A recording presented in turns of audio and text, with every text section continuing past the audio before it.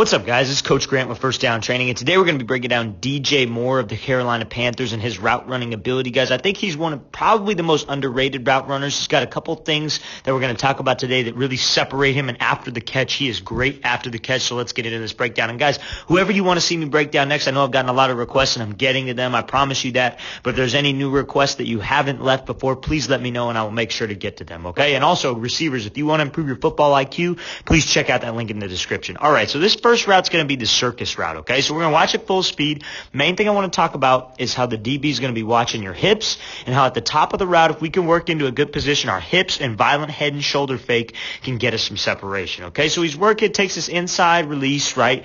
Now he works to get back on top. Now he's not even restacked, like he's not even straight over the top on him, right? He's going to take this thing 3 steps to the inside here to sell like he's going post. Now when he breaks down here, I want you to see, look at this DB's eyes. He's looking at that number, right, or looking at his hips, and he's got his hands on his hips, right? So if we just give some kind of weak break where my pad level stays square and I try to come out, he's got hands on us, looking at our hips, he's going to be able to change direction with us and make a play. So we got to give him this almost square cut. So 1-2 at the top of the break, right? So now what does he do with his body on this 1-2? He turning his shoulders, having loose hips, getting everything to the outside because that's what's going to get this DB to bite outside, right? Stop right on a dime. You're going to go right, left, head and shoulders at the top of the route. Anytime we're in a position where we're on top of a DB, where we've stacked him or restacked him, I should say, if we give a head and shoulder fake at the top and you're real quick with your feet, you're going to get space because they cannot prepare for that. And see, in this situation, he has hands, right? Imagine if this is in the middle of the field and he doesn't have hands on him, right? Doesn't have hands on him. They're running stride for stride. Then we give him a shoulder fake to the inside. We got a ton of space because he's looking at those hips. He's going from your number off the line of scrimmage to your hips throughout the route. So if we can get a violent head and shoulder fake, that's what's going to get us some space. Let's watch this thing full speed one more time. That's what I wanted to address on this route. Work on top, 1-2. Head and shoulder fake to the inside anytime we restack a defender, in or out the opposite way of where we want to go. Okay, so this is going to be an off man look here. Now, trying to wall him into the sideline. Let's watch this thing full speed. So again, he's turning with him, trying to force him into the sideline. He gets in this blind spot and he's running this dig. That's a great job here by DJ Moore running this route. So when this DB's turned off right here, right? He's turning and running. He's trying to kind of run this route for us, right? He's trying to stay on top. Now, what Moore does here is he takes this pressure step right here. What this step he takes right here, we call this a pressure step. Now, this pressure step is to get to attacking this DB or to attack this weak hip, right? Because there's only one thing he could do. If he takes this pressure step here, he could either attack the midline of this DB, get him on those heels, and then make some kind of break at the top of the route, or he takes this pressure step. Now see this DB's turned and running. Now we're attacking this weak hip. So we could either do one of two things. This DB could be forced if we're attacking the inside to speed turn out of there, right? But he's trying to stay disciplined. He's trying to stay square. He doesn't want to get beat up over the outside, right? So Moore attacks that weak hip and just gives him 1-2. In and out of this break, and you see where he's making this break. He's closing the gap with this DB, right? Attacking that weak hip, closing the gap. Now he's in this blind spot, but you see how quick he gets out of this dig. 1-2. In and out. Now, how's he able to do that? On that first step, he's very aggressive with his hips. You see with his left leg, aggressive. Second step is driving him off the break. He's pushing off the inside arch, getting his hips open, going to shoot his eyes back around, and then catch this dig. That's a great job working this route by Moore, then making this play, and then after the catch again, he's magic after the catch and just working up, doing what he does best. So again, guys, this DB's kind of bailing out of here. He's turning his hips. He's trying to run, trying to force us to the sideline. Now, we get in this blind spot right here.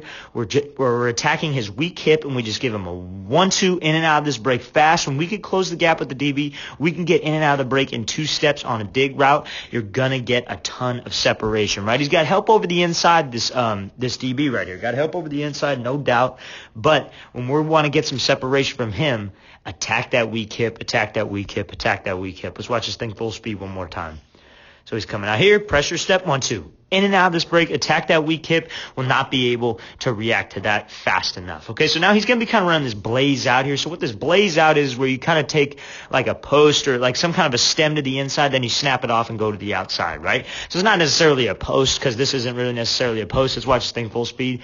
Take it to the inside, 1, 2, 3. In and out of this thing. Now a little bit of a stumble there. Now we're going to talk about this stumble, why he stumbled, and how to not have a heavy indicator on a post route. So when he's coming off here again, he does a good job job.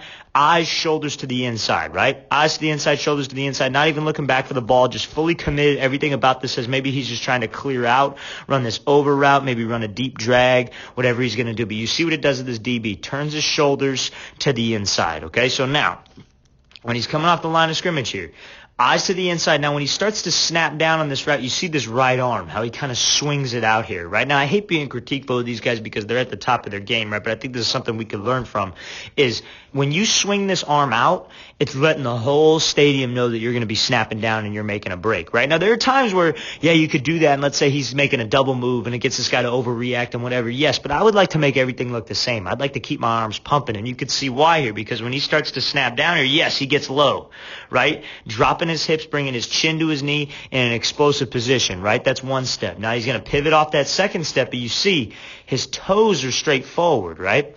Toes are straight forward, so his hips aren't exactly turned.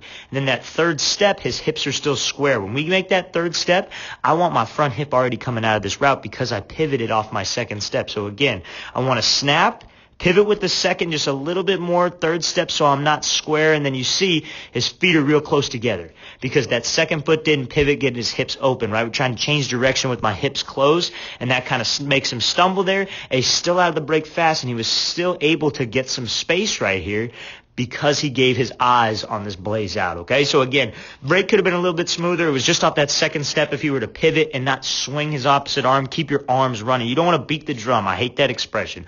I hate that expression when you get right here to beat the drum and take 5 steps and go, because all this DB's going to do is be able to just turn out of there fast and go make a play on this ball, right? We want to snap down, but I want your arms to run, and I want your arms to take you back on this 90 degree, and I want your second step to pivot you. So I want your arms to take you on the 90 degree. I want your second step to pivot you on this 90 degree. And then your third step right here is just driving you out instead of getting tripped up. Okay, that's one little critique, but again, a great job of giving his eyes, great job of getting this DB to commit. Let's watch this thing full speed one more time. So again, eyes to the inside, 1, 2, 3, force him to speed turn, get a lot of space from that DB. That's a great job by DJ Moore. Okay, so this is him in college here. So this is going to be working a post wheel concept. So 84 is going to be working this post, and then Moore right here is going to have this wheel concept. Okay, so what this DBs are going to do is they're in zone. How do we know it's in zone? Eyes are in the backfield, right? So again, they're going to trade this off. So they're going to trade off the wheels coming here because it's probably like a quarters concept. They're playing the number 2. I'm getting a little bit too technical right now, but that's just for the sake of this video. So he's looking at the number 2. Now when they trade off like this, then they're able to just trade, right? Able to trade basic zone principle. So when he makes this break to the out here, you could see how he's fast to the out. Now, how he's going to get more separation, how he's going to get this guy to bite is by giving his eyes back to the quarterback. Yes, he's committing his shoulders. Yes, I get that, but you see how he's kind of drifting upfield here, and he's a way better route runner. This is just film from college, and I think you guys could benefit from this. When we got a wheel route, guys, if we break this thing off flat, you commit your shoulders and maybe give just a little bit of a glance back to that quarterback. What's going to happen is this corner is going to get greedy. And either try to jump this thing or overcommit downhill. Then we put our foot in the ground and then go upfield. See how he's kind of drifting up into this thing. He's kind of shoulders are facing upfield, never really sold wheel that much, and that's why this DB's able to play it, right? Never sold that out. Now he makes up for it with speed, but also here in this situation, this is one of the times where we want to go up and high point this thing, right? There are times where you want to have late hands and just let this thing fall in the bucket. Right now, this ball's above the rim. Let's go up and get it, right? Let's go up and get it. We got a good matchup on this corner. Great job going up and getting this ball by DJ Moore. But again, I think he could commit his shoulders a little bit flatter and then sticking it hard in the ground, right? Just real violent plant and then bursting upfield, giving your eyes back to the quarterback. I think that's would have gotten him a lot more separation. I'm sure he knows that, and he's a much better route runner now. This is just film from his college days that I think you guys could benefit from. Let's watch it full speed one more time. So again, coming out, could have given a little bit more. Don't drift up. Now, another reason why he got some separation on that as well, and I forgot to add this, is this change of speed here. So you watch it. He's coming out, kind of slows it, coming up full speed, right? Now, what that change of speed does is you probably heard me say, I want to go full speed on everything. Now, there are times where you change the tempo of your route. When you change the tempo of your route, that gets this DB guessing. He's not he's not always sitting on the same speed. He can't read your speed. So there are times where you want to change the tempo, right? Comes off this break kind of lazy, a little slow, then kicks up into second gear. That played a big part of him getting a couple steps of separation and then being able to run past this guy, right? Using your speed to your advantage. Now, yeah, there's two ways you could do it. You could change up the speed, get him to slow himself down, kick up into second gear, come out fast, give your eyes, commit your shoulders. There are many different ways to run each route. Let's watch it full speed again one more time. So again, coming off, nice and slow, bursts up in full speed, right? And imagine if he gives his eyes, imagine if he commits his shoulders and he changes speed, right? That's how you're going to get a lot of separation, guys, a ton of separation. All right, guys, I really want to thank you for watching. I really appreciate it, guys. Please leave in the comments, again, any suggestions you have on a breakdown that you haven't left before. I'm going to make sure I get to all of them. I know I got a couple of you that have left suggestions, and I'm going to make sure I get to those. But any new ones, please let me know. I'll see you guys next time.